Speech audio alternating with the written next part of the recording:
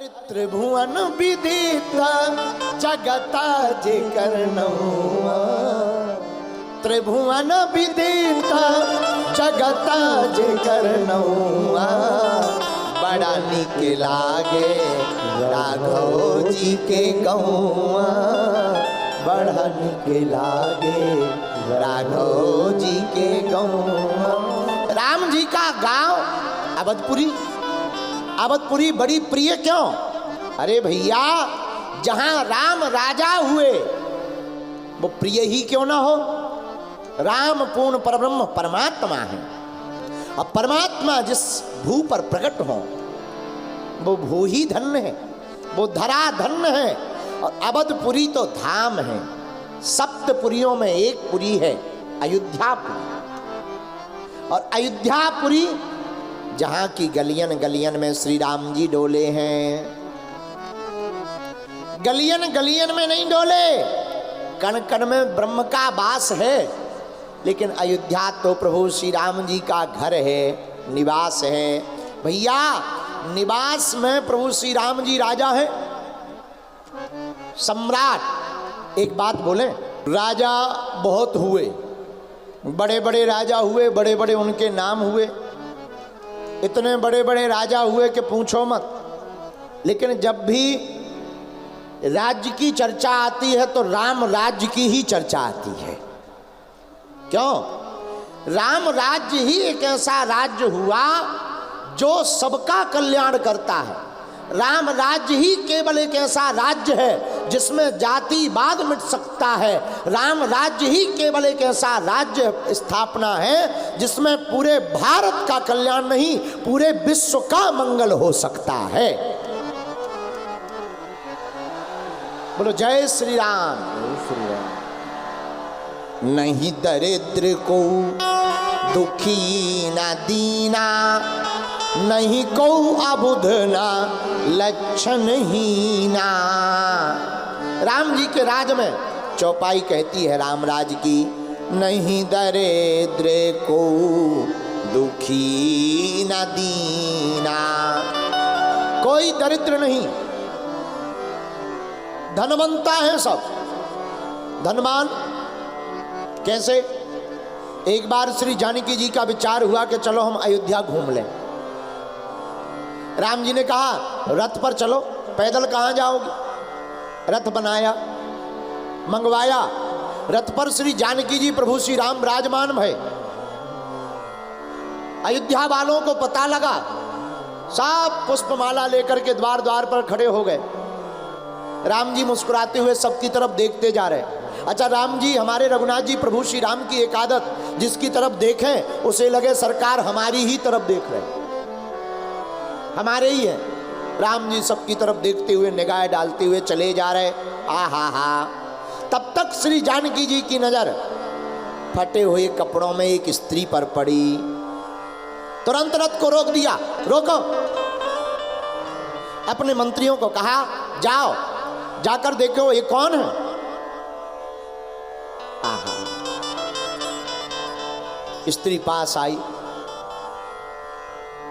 जानकी माता रथ से नीचे उतरी, परिचय पूछा, कौन हो आप? उसने अपना पूरा परिचय बताया। मैं ब्राह्मणी हूं, हमारे पति देव घर पर हैं, बड़े आलसी हैं, कुछ करते नहीं हैं, हम ही अपनी व्यवस्थाएं खुद करते हैं। तो सुता भिक्षा याटन करके भोजन चलाते हैं। तो श्री जानकी जी ने मुस्कुराकर कहा, आपके आभूषण कहाँ गए? महारानी, आप तो साक्षात देवी हो, आप सब जानती, हमारे पास कोई भी आभूषण घर पर नहीं है। और श्री किशोरी जी इतनी दयावान है, उस ब्राह्मणी की यह दशा देखकर तत्क्षण अपने आभूषण उतार कर ब्राह्मणी को पहना दिए। अपने आभूषण श्री किशोरी जी ने, और अपने आभूषण नहीं पहना है। जैसे ही रघुनाथ जी के पास आकर के पूरी वार्ता बताई तो दूसरे दिन सभा में यह घोषणा करवा दी कि इस राम राज्य में रहने वाले जितने भी लोग हैं, जिन माताओं के आभूषण ना हो, वह राम राज्य के खजाने से जाकर के, राजा के खजाने से जाकर के आभूषण प्राप्त कर ले, पर राम राज्य में रहने वाली कोई भी स्त्री बिना आभूषणों के नहीं रहेगी।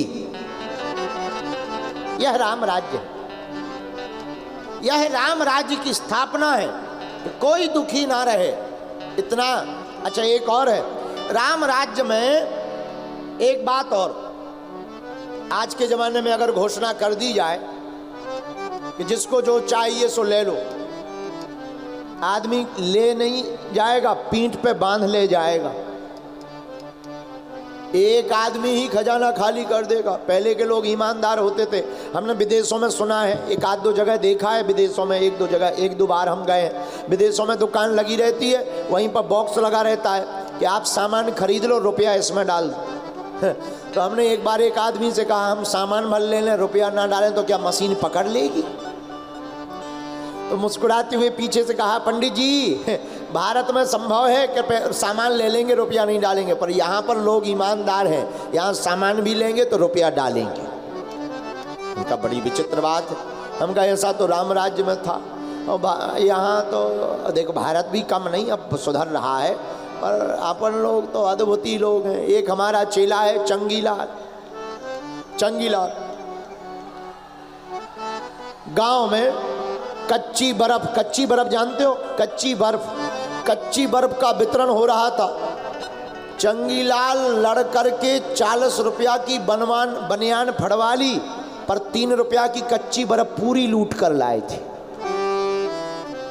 जब घर आए तो पत्नी ने कहा कि ये हालियत क्या है? अरे बोले हालियत पे मत जाओ, बर्फ देखो, बर्फ पूरी लूट ले आए, एक सिंगल नहीं मिली गांव वालों को, सिंगल लड़के लाए हैं। पत्नी बोली बर्फ तो छोड़ो, बनियान और कुर्ता की क्या दशा? पति बोला तुझे बनियान कुर्ता दिख रहा, बर्फ नहीं दिख रही? पत्नी माथा पीटती बोली हे राम, 3 रुपया की बर्फ में 40 को खर्चा, शर्म नहीं आई आपको? पति बोला तुम्हें शर्म नहीं आई? एक भी नहीं बची, फ्री की है, लूट के ले आए।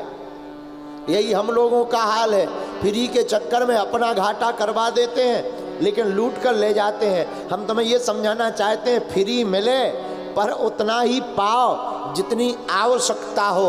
राम राज्य की कल्पना यही है कि राम राज्य में अगर तुम्हारे आसपास कोई दुखी है और तुम पर 2 रोटी है तो 1 रोटी तुम पाओ, 1 उसको बांट दो। यही राम राज्य की स्थापना का संकल्प है।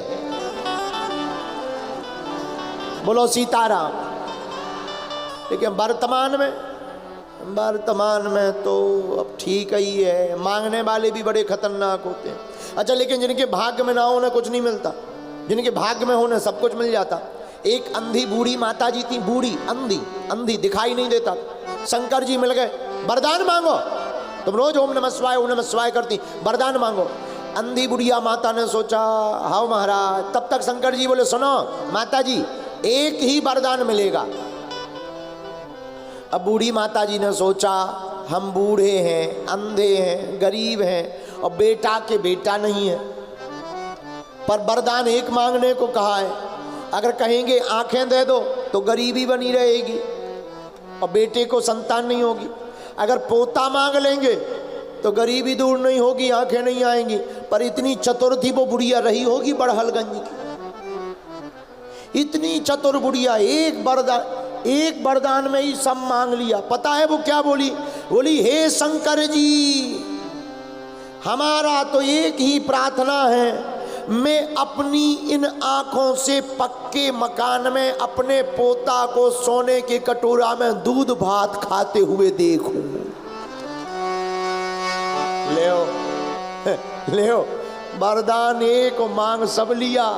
अपनी आंखों से मतलब आंखें मिल गई, अब पक्के मकान में मतलब गरीबी चली गई। सोने के कटोरा मतलब अब सोने के कटोरा किन पे होंगे? गरीबों पे तो होंगे नहीं। और पोता को दूध भात खाते देखे मतलब पोता भी मांग लिया। धन्य है बड़हलगंज वालों। लेकिन यही एक बड़हलगंज के कोने में एक आदमी और रहता था, उसे मिला तो कुछ नहीं पाया। दूसरी घटना सुनो। बाप, बेटा और पत्नी तीनों ने शंकर जी की तपस्या की। शंकर जी प्रकट भय, वरदान मांगो। लेकिन सुनो, एक एक वरदान ही तीनों को मांगने को मिलेगा। पति पत्नी से बोला तुम मांगो, आगे तुम मांगो। पत्नी बोली हे शंकर जी हमारी उम्र 86 साल हो गई, हमको 16 साल की बना दो। शंकर जी बोले तथास्तु। पति का दिमाग खराब, ये 16 साल की बन गई मतलब हमें छोड़ने वाली है, क्योंकि वो तो 88 साल का था। पति का दिमाग खराब। अब देखना भाग्यहीन कैसे होते हैं। तुरंत शंकर जी की तरफ बोले महाराज एक वरदान हमारा रह गया। शंकर जी बोले तुम मांगो। महाराज ये जो पत्नी हमारी 16 साल की बन गई इसको कुतिया बना दो, झंझट खत्म। आओ कुतिया बना दो। अब बेटा देख रहा, देखते ही देखते कुतिया बन गई उस सामने। अब पति मुस्कुराए हैं और बन जाओ 16 साल की, और बन जाओ और बन जाओ। दूसरी शादी या करनी थी, 16 साल की बनी थी। अब बढ़िया कुतिया की तरफ देख करके अब बेटा रोए। शंकर जी बोले बेटा से एक तुम्हारा वरदान रह गया। बेटा बोला अब क्या मांगे, हमारी माता जी का ज्यों का त्यों कर दो। शंकर जी बोले तथास्तु। बताओ पत्नी ने भी मांग लिया, पति ने भी मांग लिया, बेटा ने भी मांग लिया, हाथ कुछ नहीं लगा। बोलो सीताराम। इन्हें कहते अभागी, जिन्हें मिल जाए वो कुछ पा ना पाए वो अभागी। अब वो बुढ़िया माता जो पहली वाली थी बड़हलगंज वाली, वो है भागी, भागी। क्यों? उन्होंने एक वरदान में ही सब कुछ पा लिया। हम भी तुमसे यही कहना चाहते मेरे पागलो, राम राज्य का मतलब है प्रभु श्री राम की चरण शरण में रहना। और भाग्यशाली वही है जो राम राज्य में एक मांगे और 2 देने का संकल्प ले लेवे, वही राम राज्य में रहने का अधिकारी होता है।